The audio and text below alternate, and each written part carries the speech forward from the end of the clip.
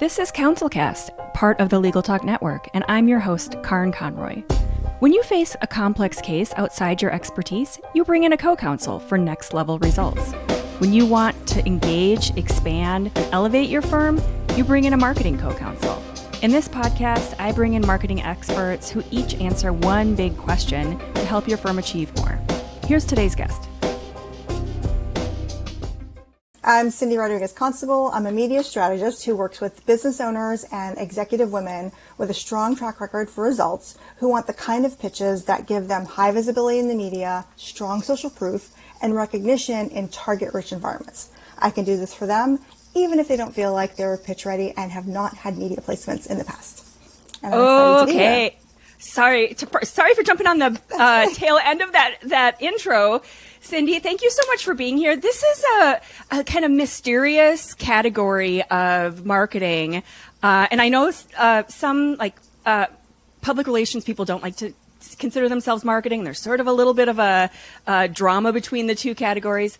But I have a lot of clients who want to know more about pitching and marketing and being published and all of these things that we're going to talk about today. So we are here to answer all the questions.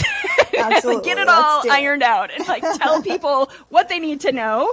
But also, more specifically, the topic and the question for today are, what are the myths of being published? So there's a lot of ideas out there that are wrong and kind of the wrong paths to take and things people have said and all of these myths that we want to address today as well. So first of all, thank you for being here. I know you're in Florida. We've had such a challenge with all the hurricanes getting this, it's a miracle that we're actually here. Hurricanes. I mean, I was like, oh my gosh, yeah. It's a miracle you're here and dry and we're recording. So thank you for that. Sure. I'm glad to still be standing. Yeah, exactly. I'm glad that there are walls behind you that I can see that are standing as well. Yeah. So let's start today with talking about just being published and what does it take and what are some of the big myths? So first, I guess we should do a little bit of terminology, right? Sure. Because anytime you want to enter into something, you want to make sure we're all in agreement on what the words mean. So from a standpoint of being published, we're not necessarily talking about books because that's kind of a whole different animal, a whole different industry, yes. The marketing of that. We're talking about published in media publications. And nowadays, those media publications are multimedia. So it could be the written word, it could be audio, or it could be video, or any combination thereof. So understanding, and published means you are the creator of that content. So you wrote the article, you recorded the podcast, or you made the video versus a placement or just kind of standard PR where I, as a journalist, am writing the article and I use you as a source and I quote you. So published is a little bit different. You would have penned the piece, if you will. Okay, that's important. So when you're showing, for example, on this podcast, you're showing up, this is my podcast, but you're a guest on it. So am I the one that publishes it? And you're kind of being quoted on it? You're even the publisher. And you're all the content. Yes, you're publishing it, so you own the rights to the content, and it's your platform, it's your idea. And so for me, if I mention this on my media page, I would mention it as a placement. I was featured on your podcast versus if I was in the recording seat, then I would be featuring you on my podcast. Me. So yes, it's just it's kind of who curated the content, if you will, versus who contributed. And that's important because I think when you're talking about, whether you appeared on a podcast, whether it's your podcast and you have people on it, and that's only for podcasts, but also if you have a blog and people are guest posting on your blog, or if you're guest posting on other blogs, as a lawyer, it's important to use the right language. Or anyone, actually. I mean, anyone should be using for lawyers, they tend to be a little more anal than most about what that word means and how it's being used. Yeah, and they should be. Yes. So that's good to clarify, published versus appeared on versus quoted, and which one is what. So thank you for that clarification. Yeah, and then of course one of the big myths surrounding that is that you have to be famous, if you will, to be published or to be quoted or featured, in the media or to be on TV. And you actually don't. Like, it's a 24-hour news cycle, and that goes for online publications as well as like the big media organizations. And they have a lot of airtime to fill, a lot of space on these here interwebs to fill. So they need content constantly. And so understanding that you can be like a freelancer or a contributor versus like a staff writer, and you can have your words published in the largest publications in the world, never having written anywhere else before, and not, being Elon Musk. Right. Yeah. And that's not just for, like you were saying, that's for large publications too. Like, all of the ones that I know you talk about a lot, Forbes, Fast Company, all of the big guys, not just like showing up on your local, like, community newspaper. Exactly. For your like little association for, my first article was on the Huffington people. Post, like back in 2015, I guess. And I had never written anywhere before, and I wrote an article for them because I had something to say. I pitched it to Ariana Huffington. She said yes, and they were in my piece. Now, so was she still part of the process? She was. It was back before then? she sold it. Yep. I still had the email because it came from her, and I was like, oh, that's exciting. But yeah, so like you can be kind of the opinion person who says a thing. You don't have to be a staff writer. You don't have to be a big name. You don't have to be a journalist. You don't have to have any journalism training whatsoever. You just have to be able to articulate your thought. And if you're a lawyer, your ability to articulate a thought has been well honed, over your career. Yeah. Okay. So what's the next myth about becoming published? Especially, I know most people are kind of focusing in on those bigger publications.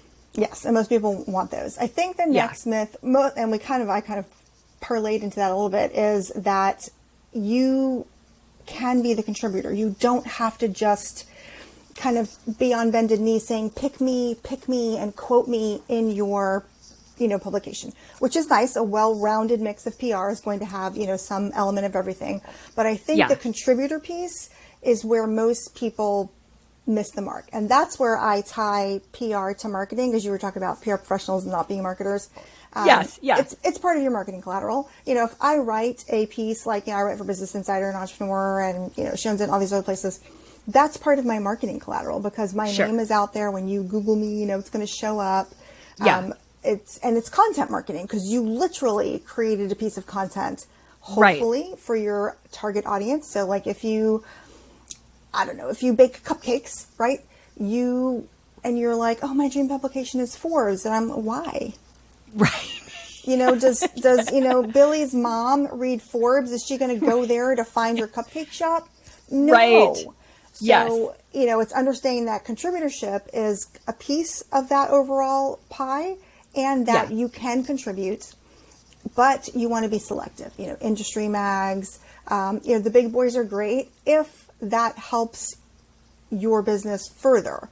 So it's so I think that's a piece that people miss, that you can be the contributor versus, just reaching out to journalists or staff writers or other contributors like myself, trying to get somebody to talk about you.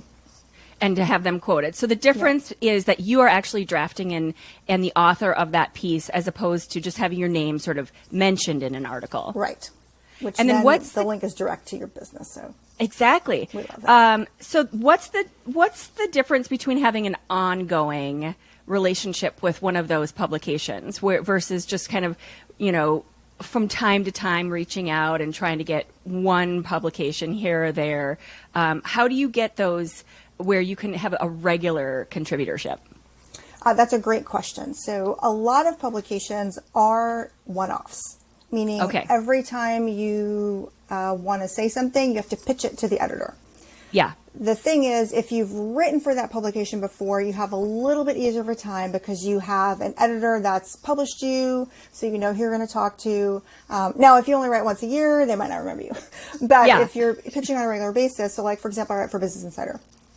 They have many, many verticals, travel, family, business, like you name it, all kinds of verticals. They write about many, many topics.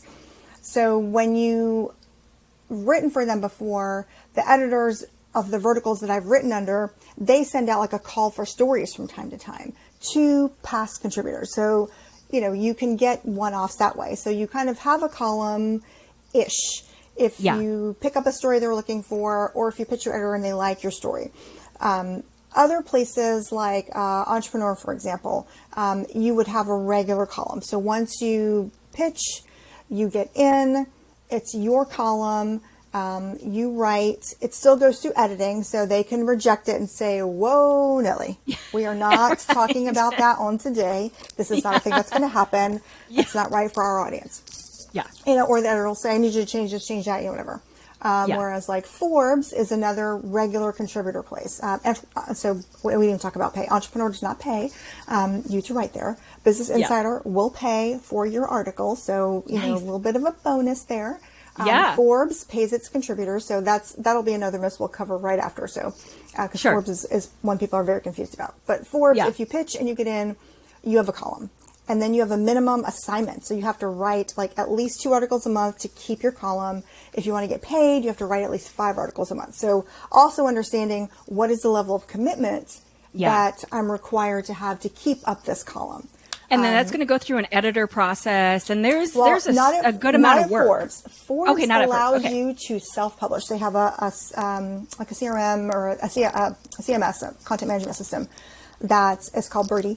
And you can self-publish, which is why it is hella hard to get into Forbes.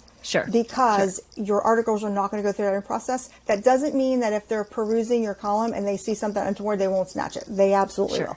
And they kick people out all the time. All the time. Yeah, I'm sure. But other publications always edit first. Forbes kind of does it after you've published it. It's a little weird. But it's like one of the hardest publications to get into for that reason. Yeah, that makes sense. Because they really want to make sure that they have vetted you. You go through like a panel interview, like all of this stuff to ensure that you're not going to say anything that is going to get them, in trouble. Yeah, sure. Yeah. Okay. Okay, so you talked about the difference between that people are confused about with Forbes. So getting paid, that whole process. What is the thing that people get most confused about with that process? That it's paid, or what is it that's kind of throwing them for a loop? So the thing that throws them for a loop is something called like the Forbes Coaches Council or the Forbes Realtors Council or one of these. So a traditional contributor to Forbes goes through the pitching process, goes through the vetting process, and you have a regular column, and Forbes pays you to write there regularly. The coaches councils, and there's many of them, solicit you to write for them. They are not actually part of Forbes. So if you write for any one of these councils, you are not a Forbes contributor. The 2 gentlemen that own the councils pay a licensing fee, and all my attorneys know what this means. They pay $1 million a year licensing fee to Forbes to utilize the Forbes name. So you're not a contributor. Your articles are not indexed on Forbes, the website itself. So they'll post them up there, but they're not indexed. So if somebody searched for you as a contributor, they wouldn't find you that way. And on your article, it's going to say, Forbes Realtors Council contributor paid. In other words, you paid to write that article. So that's how the councils work. You're paying $2,000 a year, $5,000 a year, depending which council you're on. And in that little agreement that you sign, that humans don't always read all of the fine print. I know, it's so crazy, especially sometimes lawyers. There's a clause in that agreement that says, if you've written for a council at any time in your life, you will never, ever, never, ever, never be able to write for Forbes, the actual public. You are That's banned really for important. Life. And that's really important to know. So using the councils is not a bad thing. I have, some consultant friends or colleagues who write for councils. Their target audience is big corporates, big government, NGOs. So they utilize that to be in front of decision makers and demonstrate their expertise. So it's worth the $3,000 a year or whatever they're paying to be on that particular council. But I want people to realize that, because if you ever want to write for Forbes Maine, let's call it, and want to be paid, you're barred from doing that. So it's just knowing what's what, how you're going to use it in your business, and which is why I go back to like knowing where your target audience is, and should you even be writing for Forbes to begin with, so just understanding which is why I love media strategy, because there's a lot to think about before you just start like pitching and then you come across something you actually didn't know what it is. Sorry to jump in, but why do you think that is that they ban you? Like it's almost like they because have... you've paid a fee, and because that, because remember they're licensing that name, and so if Forbes lets you in and Forbes is paying you, then Forbes is eroding their own revenue from that fee that they're paid to utilize the name, and then the people who utilize the name would have a lesser pool of people to make it worth it. So it's just, it waters down their brand, kind of. Right. Yeah. Okay, so, that makes sense. Yeah, so, but that's it's just really good to know ahead of time. It's really good to know. That if you do that, you are shutting the door permanently forever writing for Forbes. And so you started to talk a little bit for a minute ago, and this is what I wanted to come back to. My marketing professor, when I was getting my MBA, there was a few main big ideas that he talked about, one of which was figure out where your potential clients are and be there. And so this is kind of what you're talking about in terms of, like, if you're a cupcake baker and you're trying to like write an article on Forbes, that makes no sense. It doesn't align. And so this comes back to strategy and figuring out where you should be, like who are your target clients, or what is your target goal? Sometimes for law firms, it's a little bit different. They're looking more for like reputation building, and it's not like they're looking necessarily for sales. They're looking for big brands just to kind of boost their firm's name and stuff. But whatever that goal is, you need to start with that and then work backwards for which publications work. So can you talk a little bit about like what categories of different types of publications there are, and like where those they align differently? Yeah, absolutely. And for me, it all, I'm a strategy girl. It all comes down to strategy. Like, what are you doing? Why are you doing it? How has it benefiting you? Where are you taking it? How are you going to utilize it? Because we see a lot of folks who maybe get quoted. Yeah. Then they don't know what to do with that piece once it's happened. Yes. Like they post on their social media, on their LinkedIn page, and they're like, I'm a psychiatrist and I was quoted in, I don't know, Discovery Psychology Today. Psychology Today. There you go. Yeah. And so you're like, fantastic. And then social media cycles, boop, boop, boop, boop, and it's gone. Yeah. Like, yes. Okay. So you did all that work for what? And of course, and then there's the whole thing of whether it's a hot link, it's a no follow link. Like, what did Psychology Today do with your quote? Did they have no link? Is it a no follow, meaning it's really not going anywhere? It shows a link, but you're not getting any street cred for that. So there's all these things to consider. Like, how are those being used? Yeah. And where does it fit in your overall strategy? Because, PR or being published or being quoted or, any of these things is social proof, right? So from the perspective of, even if you're an attorney, and your objective isn't maybe necessarily to get clients from a publication, you're trying to get good street cred. So are you needing street cred with other people in the legal profession? Or, are you a, trademark attorney and you're trying to get, street cred with like people who invent things? So where would you need to, like, what do you want this media placement, whatever kind of media placement it is, to do for you and your brand? What do you want that to do? And so that's kind of where you would start. And so do I need an industry mag? Am I a government lawyer, for example? Yeah. I need to, have some media. So like the, mayor of New York knows I'm a good lawyer because I want to represent them. I mean, good luck with that, but I want to represent them. I want to be their, municipal attorney. Yeah. So what publications is the mayor of New York going to read?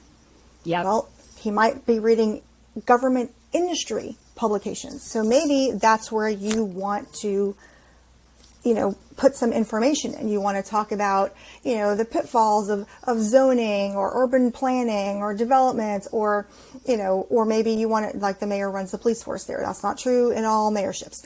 So maybe you want to be in a, public safety type publication that talks about these things.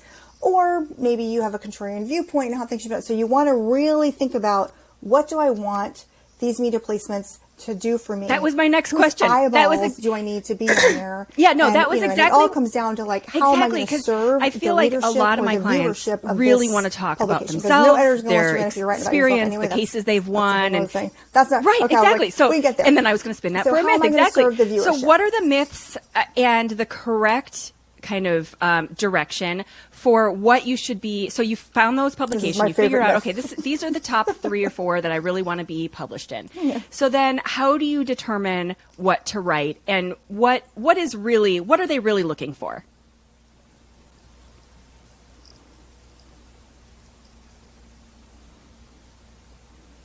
Yes. That is a hard lesson to learn, though. That's a great question. So first I'm going to say, and it's something I say to clients and students all the time, is stop chasing logos. That's the first thing. Yeah. Because that's what you're doing, right? Yeah. Because you're going to spend a lot of money with a PR agency or somewhere, and then, even if it's earned media, you're really going to have a lot to show for it. So stop chasing logos. You don't need to appear in 65 outlets in order to have an impact. So once you've selected those, places, media selections that you have, you're going to want to investigate what does well. So you look at their trending stories, their top 15, their top 10, they're always going to have some kind of list, and see what are they writing about? What viewpoint it is? Is it a third person story? Is it a first person story? Is it a personal essay? Is it an as told to? Is it a how to?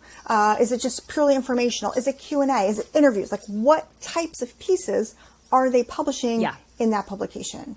And is that what you want to do? So say they're doing Q&As. Do you want to be the one asking the Qs, or do you want to be the one giving the As? That's different sides of the fence. So just understanding the nuance of those publications and how it works, because when you're going to pitch an editor, you have to remember, what's in it for me, meaning the readership of that publication. The editor is a 9-to-5 employee of that publication. Their job is to get eyeballs on the things that editor publishes. Some of them might get bonuses for viewers and, all the things.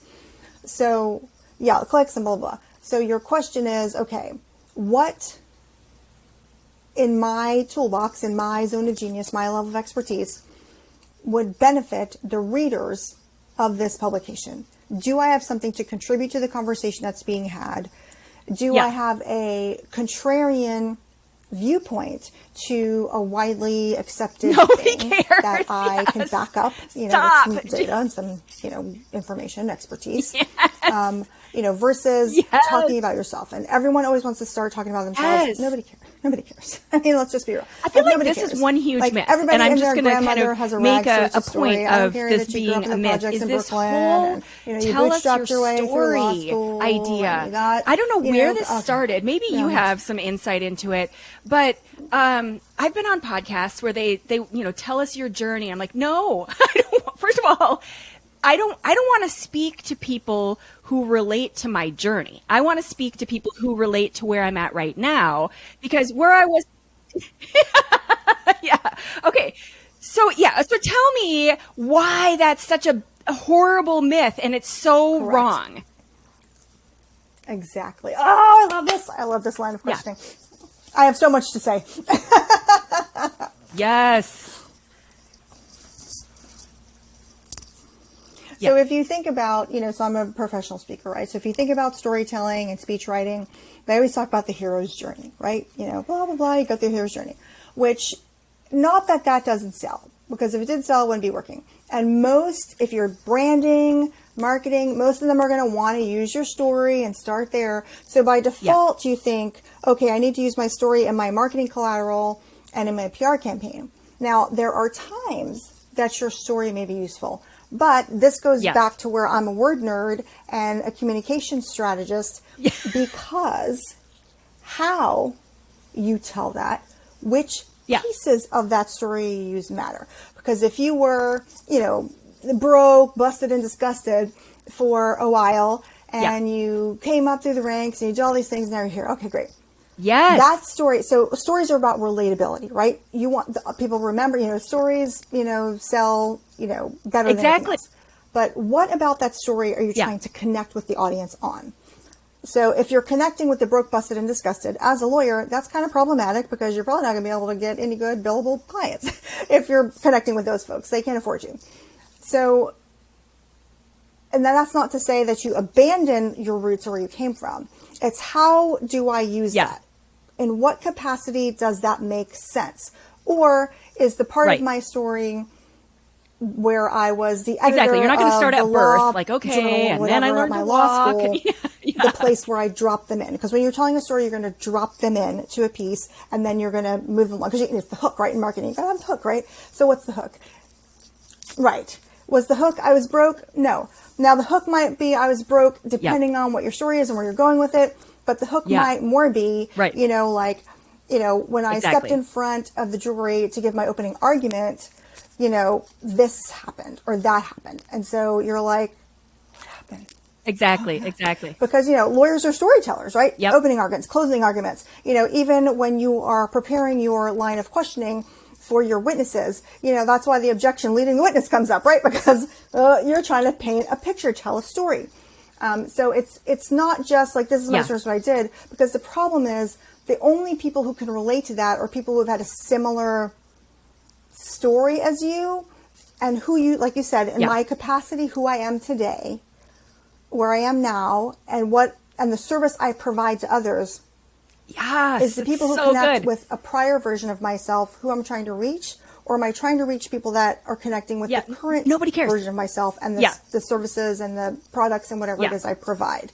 So you really want to just really, and then most of the times you want to pitch your story because you just want people to know all about you. Be great. Now they'll get to know your story over time. They'll get to know your story. So when you're pitching, it's very, very challenging to be me-centric, me-focused, because that's not focused on, that's egocentric. It's not focused on the readership. It's not benefiting them in any way. Because one, you know, unless you're like Jeff Bezos, they probably don't care how you got there initially. Now, once they get to know you and what you can do for them, then they might say, oh, so you've not always been a lawyer? You went to law school in your 40s?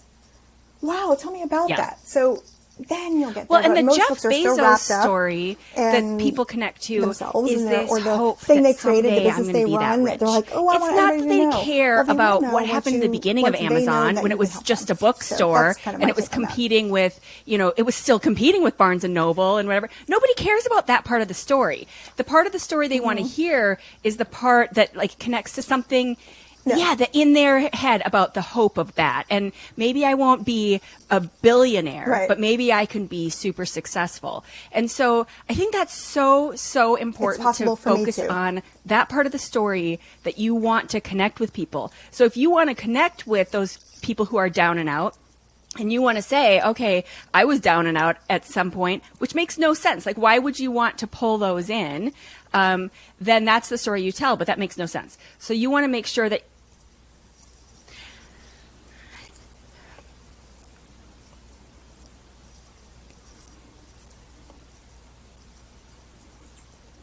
Right. Now, if you're like a civil rights attorney, totally different. You may very well want to connect with those people, or you're probably more likely trying to connect with the organizations that represent those people. So it would still be in how you tell the story. Oh, and of course, you know, a lot of lawyers listening. Making up a story. Probably. I want to put my disclaimer out. By no means am I advocating for you being untruthful or inauthentic in how you tell your story. So I'm not saying, no, we're not making up stories. We're not manipulating our story. We're not manipulating anybody, in this. It's being No, that's important too. Yeah, let's not just like decide that all of a sudden you were born in a different part of the world and you went through an entirely different experience that didn't happen just because you want a good story. So for me, I have to make sure, my lawyers it's not a good idea. We're not trying to defraud anybody here. Correct. Right. Correct. Because you're trying to connect with someone. Yes. So you want to connect on a realness or an authentic basis, or sometimes even being upfront and saying, because, so part of my, when I talk about, curiosity, right.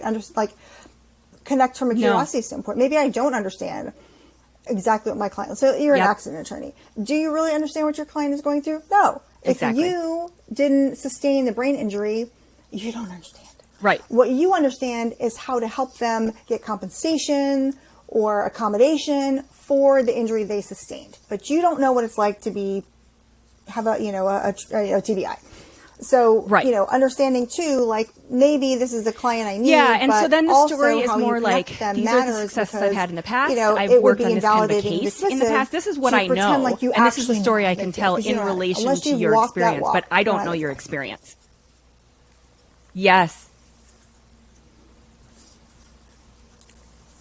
How the legal system. Yeah. Right. Okay. Or these are the myths and the downfalls and the pitfalls. So of what along those lines, I know you talk about being, words matter and being really careful with your words, but also talking about different voices. And I know that you and I both work with a lot of women, and kind of alternate opinions and positions than sort of those typical voices that you see, and especially a lot of the large media publications. So let's talk a little bit what are those myths around having kind of a different position or opinion, and what people think they need to say. I'm sure, even for myself, when I started drafting blog posts and appearing on different publications, I start by looking at what's out there, like you were saying, what's being published. And it's all oftentimes a lot of white guys. They're saying things a little bit differently. They have a different approach from me. And it's like, and I've had that conversation in my own head. Like, do I need to adjust my approach to be more like them, or what's your advice, and what's the kind of mythical ideas that people have around that kind of work?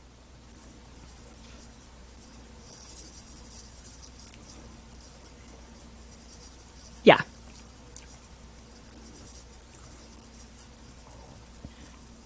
Yeah, so, it's no secret that the systems and structures upon which things are built were built for a very specific demographic. They were not built for demographics like mine in any way, shape, or form.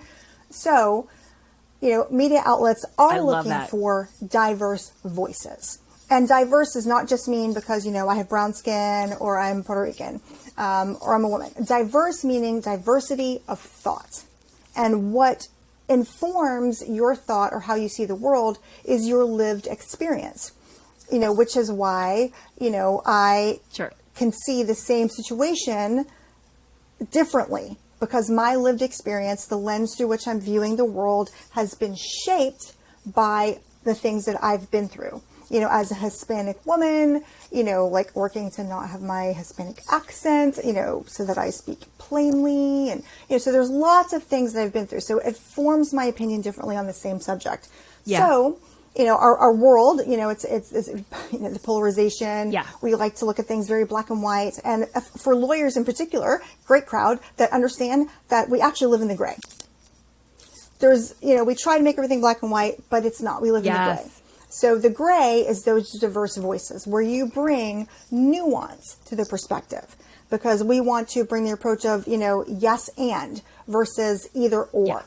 And so, media outlets are very open to diversifying their contributor base to not have a homogenous voice and a homogenous opinion. And even though, politics is a great example of this, right? We like to homogenize people. The women's vote. Well, what does that even mean? Like, you're a woman, I'm a woman. We're still going to see things different because we're not all the same. We have lots of different things, or the Hispanic vote. Well, the Hispanic vote's not all the same. Depending on what, ethnicity I have behind that, if I'm Venezuelan, or if I'm Cuban, or if I'm Puerto Rican, if I'm, like Honduran, like, we're not a block. We don't vote as a block. And so it's important for publications to, have those diverse opinions. And so editors really actually love a good contrarian opinion, because if, like you said, you're looking and most of the advice is very similar, one, from the standpoint of standing out in the sea of sameness, it gets very challenging to get your pitch accepted because you sound like everyone else. Like, what's the hook here? What's the angle? What's my reader going to take away from this that hasn't already been said, 100 different times, the same-ish way? So being able to present your idea, with nuance, with texture, in the gray, and doing it in a way that doesn't alienate or attack the other side, is important. And so that's where language comes in, words matter, what terminology are you using, have you like researched the context in which those words are good or not good? So, and of course, humans have assigned morality to just like everything, which is just hilarious in and of itself. But so it's really about, those diverse perspectives. And how do you recommend the way adjusting your perspectives pitch come with the oftentimes kind of from those that lens of diversity? Do you just put that sort of as a sub note within your content, or do you, just go loud and proud in the title, or what's the best way? And here's this follow-up question. Have you ever seen publications where they are not open to this idea?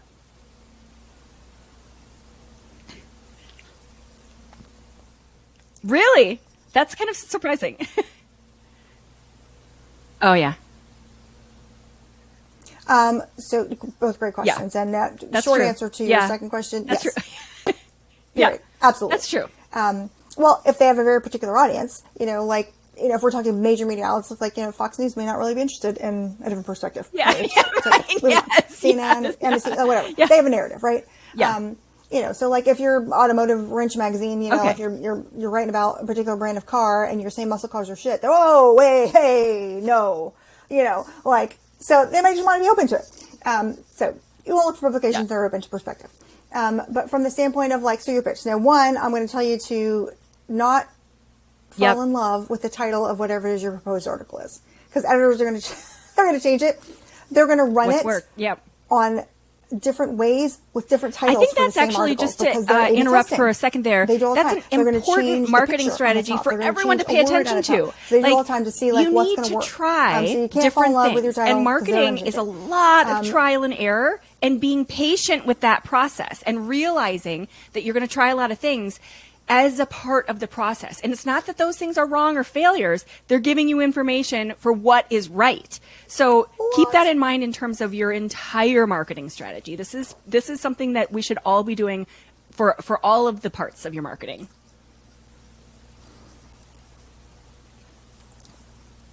Yeah.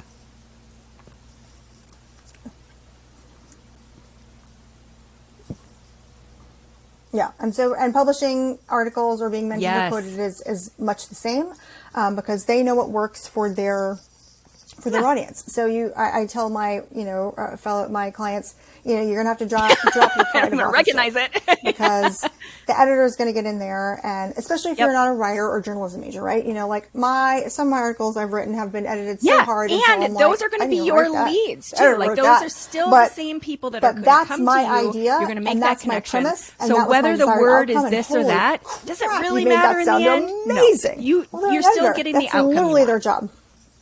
Right. Yeah. Okay. Right. So it's just, your feelings are going to get hurt if you're worried about what the editor is going to do to your title and to your piece. So, but if you're going to pitch it, you want to pitch strong. Okay. What that hook is, why the reader should care, and what's the, intended outcome of the piece, because you don't want to sugarcoat what it is you're trying to convey. So, if you have something very contrarian, I would just put that right out there and say, this is exactly how I feel. Or if you maybe are agreeing with some premise, but that I have to there's talk about. something people have missed about it, you want to just put that right out there and say, this is the element. I agree with how we're doing it, but this is the element that people are missing that would make it better, make it different, or whatever. So you always want to be very, very clear on that. But also understand now, if you submit an idea to some editors, they may come back and say, ooh, I like that idea. Could you write it from this perspective or from this viewpoint? And that's your opportunity to say yes or no. Yeah. If you feel like that would dilute your idea or diminish it or not make All right. not make it better in some way, it's time for the book review, and this goes right in line with all of this stuff that we've been talking about. So this is a nice easy runway into the book. Then, so you submit so tell us, Cindy, what book you have to recommend for the audience that aligns with all of these awesome ideas that they should really pick up and consider in terms of all of their publications.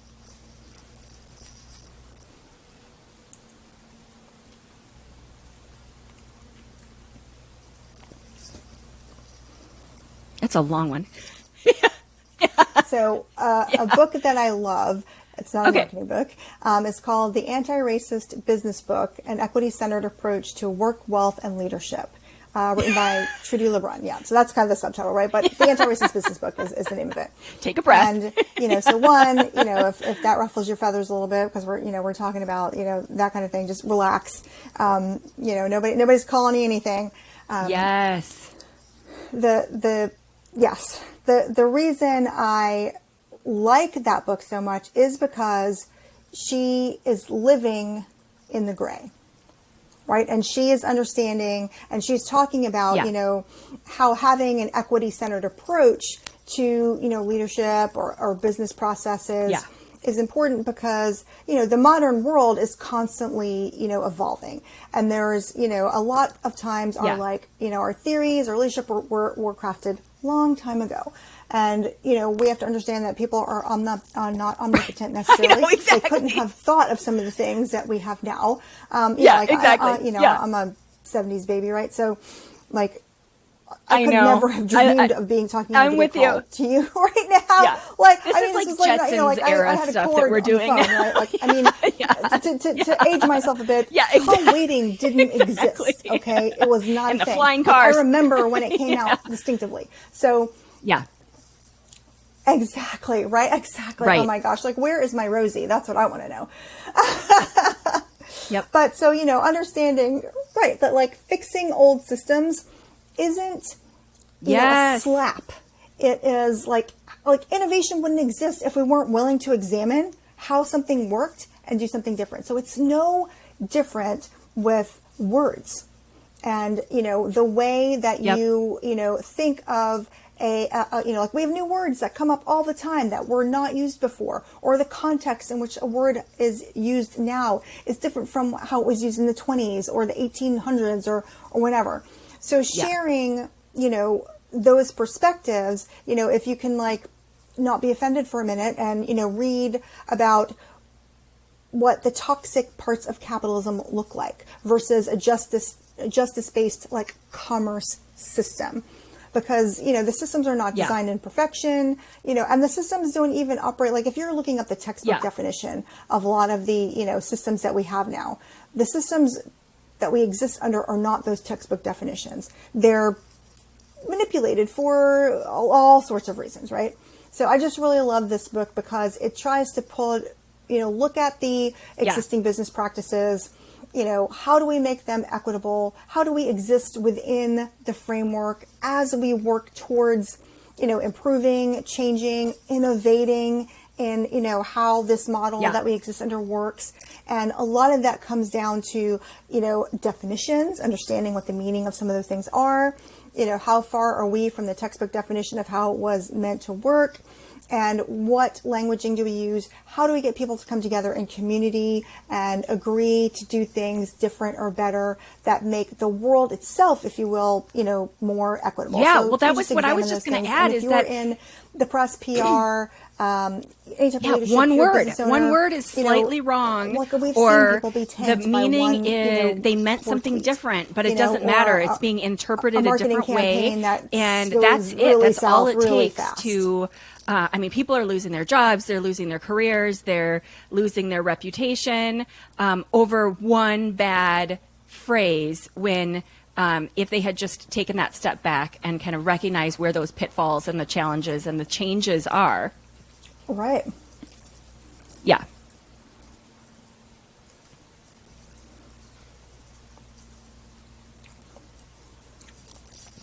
And that's where the diverse perspectives come from. Because, if you work in an office that's very homogenous in nature, everybody comes from the same similar background, all the things. Their intersectionalities are very similar.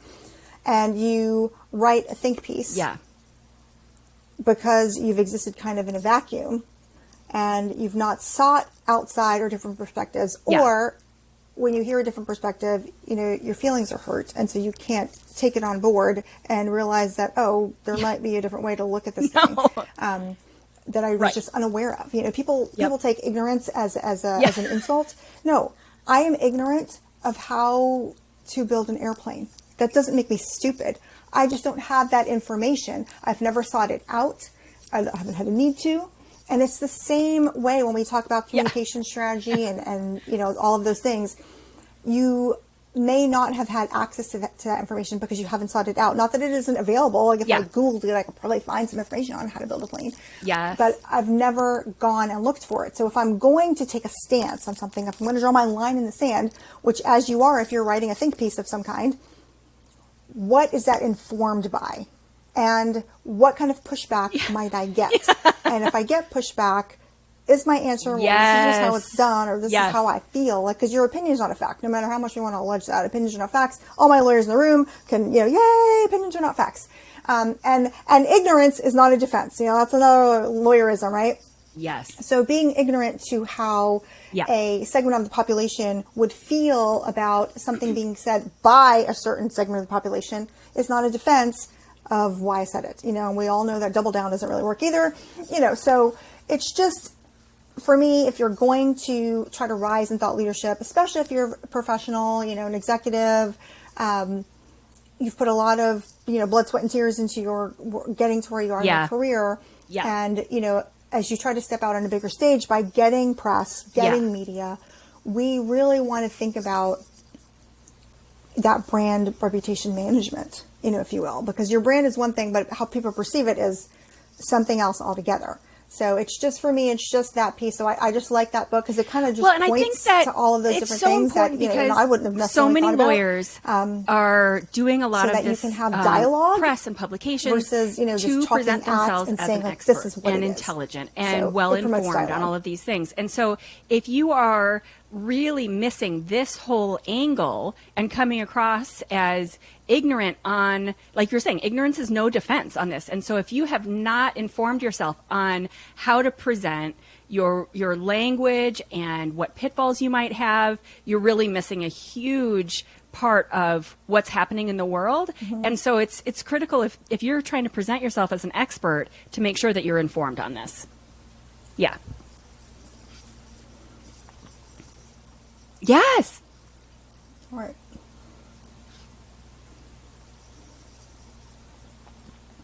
Right. Yeah. And it also helps you, stand out from the sea of sameness. Right. So if you're, a corporate lawyer or you do, business law, then you don't sound like everyone else. You're not saying the same things that everyone else says.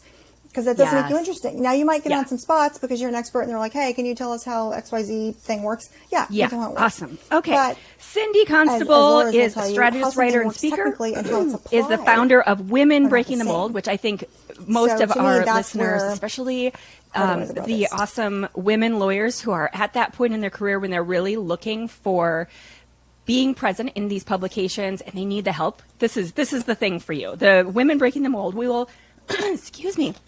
We will link to that and your website and all of that on the show notes page, but also the co-founder of Results Global Impact Consulting. But pay attention to Women Breaking the Mold. That's where I think most people need to follow those links. But thank you so much for being here. I think there's so many little solid gold nuggets of value and information here. I know people are going to get awesome takeaways and feel just a little bit more understanding and solid in what they need to understand to think about being in these big publications. So thanks again for being here. I really appreciate it. Thank you for listening to this episode of the CounselCast podcast. Be sure to visit our website at counsel-cast.com for the resources mentioned on the episode and to give us your feedback. If you enjoyed this episode, I would appreciate if you could rate and review the podcast on Apple and subscribe to your favorite podcast platform. See you on the next one.